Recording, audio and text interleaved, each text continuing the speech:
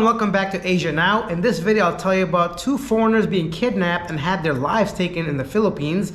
A woman loses her cool at the airport and gets arrested. An American passes out at the airport. Two people in a wheelchair forgotten about on the tarmac as they watch their flight take off. An update on Mayor Guo and ties to Chinese national. A taxi driver enters a drunk woman's bedroom. And bad news in India. Starting off with the exchange rate, right now 1 USD is equal to 58.78 pesos. Before we get into today's main story, please overlook the nationality of the following two people. One Chinese and one Chinese American businessman were abducted and later found deceased in Camarines Sur. The Philippine National Police reported that the victims arrived in Manila on June 20th for a business transaction but lost contact with their families the same evening. On June 21st, kidnappers demanded a ransom of 5 million Chinese yuan, later reduced to 3 million. After receiving the ransom, the kidnappers seized communication, prompting the families to seek help from the Chinese embassy. The anti-kidnapping group conducted an investigation and learned on June 24th about two deceased bodies were found in Camarines Sur. The victims were positively identified on June 28th. The anti-kidnapping group is now handling the case and investigating persons of interest. The Chinese embassies urged Philippines authorities to intensify efforts and warn Chinese citizens in the Philippines to stay vigilant. The reason I asked you guys to overlook their nationalities, right now in the Philippines, China and Philippines relations aren't that good, especially on social media. A lot of the stuff that's going on, I don't want that to really affect the fact that two people lost their lives, the fact that they were kidnapped. And this is very important for the Philippines because Chinese, when they travel usually in large groups, and they're very they communicate really well through WeChat, and when something happens in a country, they really stay away from there. Look what happened last year in Thailand, for example, what happened in the mall. I don't want to get into all that, but my point is this can drastically influence Chinese tourism and Chinese tourists coming to the Philippines. So I hope there's a solution for this quickly, and yeah, pretty sad. Our next story is about a 19-year-old Vietnamese woman named Ben Thi Van was arrested in Ninoy Aquino International Airport, Terminal 3 in the Philippines for unruly behavior. Initially, she caused a scene by snatching her passport from the immigration officer and throwing herself on the floor while shouting. She streamed her outburst on social media, causing a disturbance. She was taken to the BI's head office and pending deportation. This incident followed another disturbance last month by a different Vietnamese woman at the same airport where she was walking around butt naked. I know if you guys saw that video I made. I'm gonna try to find some actual footage of her streaming herself on social media when I do the edit part of this, but kind of crazy. Yeah, remember, including me, I lose my cool sometimes. I don't realize where I am, and I don't lose my cool to this point, but I get a little frustrated when things don't go my way. I assume there might be a language barrier or something, but listen, immigration in any country, customs, they got the authority to kick your ass out immediately. They don't want to be dealing with rude people, snatching passports, throwing passports. Behave, people, when you travel. Behave. Once you're in the country, I mean, you could be a little bit more relaxed or whatever, but at the immigration, come on, man. Let's just stay in the airport. Let's talk about the next passenger. Karen Weir missed her flight due to an airport staff not getting her on the plane in time. Weir has a heart condition and uses a wheelchair. Airport staff wheeled her from the gate to the tarmac, but the jet stairs were taken away before she could board the plane. Plane taxied away and took off with Weir's luggage still on board. Weir missed her flight due to a misunderstanding by the airline's ground handling team and crew. Weir was booked on a flight 8 hours later and arrived in Edinburgh at 11 p.m.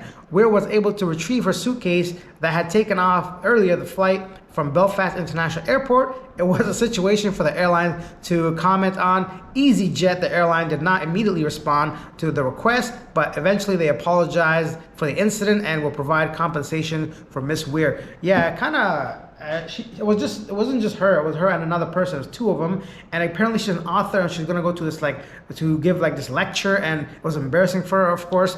And she said that you always think to yourself, they're not gonna leave us behind. They're not gonna leave us behind. But I guess this time they did. A quick update on Senator Guo, right? So Senator Gachalian revealed Mayor Alice Guo's brother as a Chinese national, Guo Jiandian, with fingerprints confirmation linking him to Wesley Leo Guo. So I guess they've figured out that Guo's brother's fingerprints and matches a Chinese national. This whole case is getting really, not really complicated, but there's so many levels. They could easily have like a TV series based on her nationality. More details to come. I think there was also a reward given about any information coming to the real Alice Guo. They're offering 50,000 pesos if you have information about the original, the real Alice Guo that she apparently took the identity of. So yeah, 50,000 pesos. Oh, a sad story happening in the U.S. involving a Filipino national. So in San Francisco, a homeless man allegedly pushed a 74-year-old Filipino-American woman into the path of an arriving San Francisco Bay Area commuter train, taking her life, police said on Tuesday. What's going on with homeless people? Some guy in Thailand just got stabbed from a homeless guy and had to walk 4 kilometers to get some help. Anyway, so yeah, may she rest in peace. Here's one thing, I don't like to judge people. When I'm outside and I see homeless people and sometimes they seem to be in a very bad condition, I am a little bit more alert. It's not to be judgmental of someone because they're homeless, but typically or sometimes I'll say you don't know where their mental situation is, you don't know what they're going through. So yeah, I guess these are 2 incidences just in the past couple of days even to be aware when you're outside. Yeah, homelessness is a big problem in many countries like around the world. So I don't think there's no one solution for this. Anyways, next let's go to Thailand. In Phuket, a Bolt driver, which is like an Uber driver, a woman admitted that she was drunk after attending a farewell party in Phuket city center and did not lock her room after entering. The Bolt driver was adamant that Nan asked him to bring her stuff into her room, and he was in her room for only 5 minutes, not 30 minutes, according to the woman. The 25-year-old woman shared her story with the Phuket Times to warn other women and urged the app-based driver not to repeat his actions. The woman was stunned to see that the man was the Bolt driver who took her home. The man realized that Nan was aware of his presence but remained in the room and played with the cat for 30 minutes before leaving. Nan checked the CCTV condo's footage and found that the driver had parked his car in the condo car park after she had entered. The Phuket Times reported that the woman filed a complaint against the Bolt driver at Patong police station, but officers have not yet reported the next step in their investigation. Well, and here are the reasons why women are always alert when dealing with men, especially when they're by themselves, if they've been drinking. I don't want to get into all that, but yeah, this is not the first time we heard of men trying to take advantage of people, women I should say. Yeah, I don't know, just kind of a crazy story. This guy's kind of stupid if you ask me. Pretty much any condo I've been in Thailand has CCTV footage and camera. I don't know what he thought was gonna happen in there, and the fact that he played with a cat for 30 minutes kind of suspicious as well. You know, the guy seemed a little bit lonely if you ask me. Anyhow, let me know what you think of this story or any of the ones we shared so far. If you take the time to write it, I'll take the time to respond. Before moving on to our next story, take a quick second. If you're enjoying this video, hit that subscribe button. We're close to 3,000 subscribers. Hit that thumbs up button. Let's get on to our next story. Next up, an American traveler collapses at Naya.